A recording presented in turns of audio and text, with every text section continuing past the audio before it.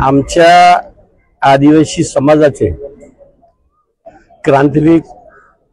क्रांतिकारक स्वातंत्र्यवीर राघोजी भांगरे यांच्या 177व्या स्मृती दिनानिमित्त ठाणे येथील कारागृहामध्ये महाराष्ट्रातील या परिसरातील समस्त माझ्या आदिवासी बांधवांच्या माध्यमातून, लोकप्रतिनिधीच्या माध्यमातून आदिवासी समाजाप्रती राघोजी भांगरेंनी केलेलं कार्य, आदिवासी माझा समाज, जल जमीन जंगल ची मुक्ती मिळाली पाहिजे, आदिवासी समाज देव देश धर्मावर विश्वास ठेवून कार्य करणारा समाज असल्यामुळे आमच्या आदिवासी समाजाची आदर्श आणि लोकप्रिय संस्कृती जिवंत राहिली पाहिजे, आदिवासी समाज समोर गेला पाहिजे, विकास झाला पाहिजे, मुख्य प्रवाहामध्ये आला पाहिजे, हा संकल्प ठेवून केलेल्या क्रांतीच्या अनुषंगाने आज आम्ही सर्व समाजाच्या वतीनं आज या ठिकाणी अभिवादन केलं। निश्चितच येणाऱ्या काळामध्ये अनेक वर्षापासून या ठिकाणी क्रांतीवीर स्वातंत्र्यवीर आमचे राघोजी भांगरे यांची आमची स्फूर्ती जपण्यासाठी आम्ही मशाल यात्रा काढतो।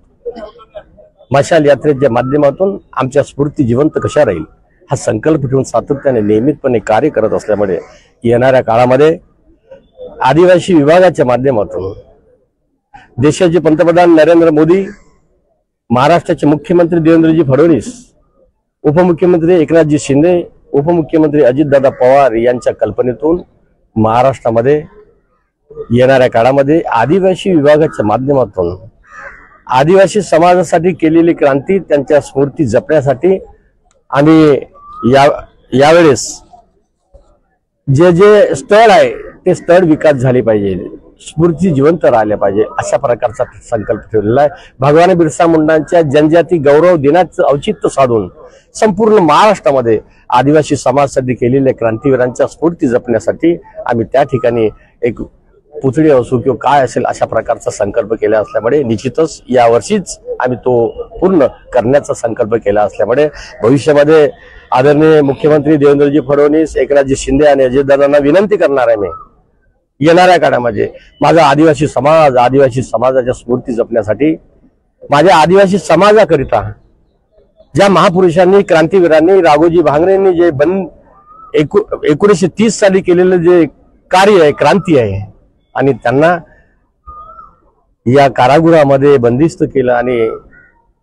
आता समोरचं तुम्हाला माहित आहे तिथं आमचं नाव जिवंत राहिलं पाहिजे। राघोजी भांगरे यांचं स्फूर्ती जिवंत ठेवण्यासाठी कारागृहाला नाव देण्यासाठी मी पुढाकार घेईल, मागणी करेल, विनंती करेल असं सुद्धा या ठिकाणी आश्वासित करतो। या ठिकाणी राघोजी भांगरेंचा इतिहास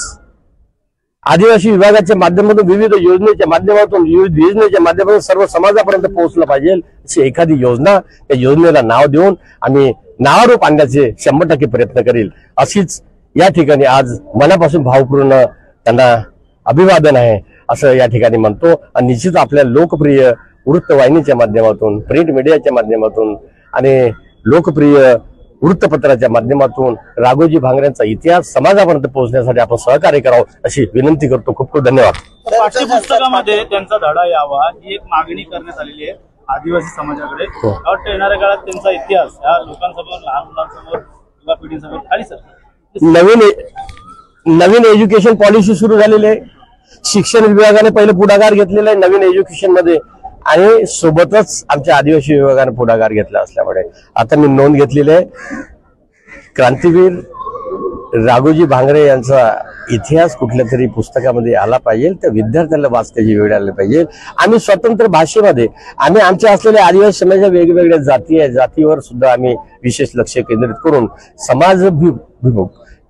केंद्रित करून आदिवासी समाजाची आदर्श संस्कृती जिवंत राहण्याच्या अनुषंगाने आम्ही 100% ते कार्य करणार आहे अशा प्रकारचा आश्वासन करतो। राघोजी भांगरे यांचा एक पूर्णाकृती पुतळा व्हावा अशी देखील मागणी आपल्याकडे करणार।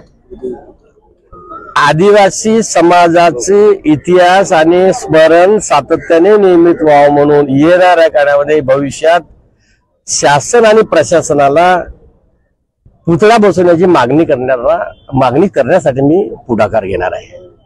पुढाकार घेणार.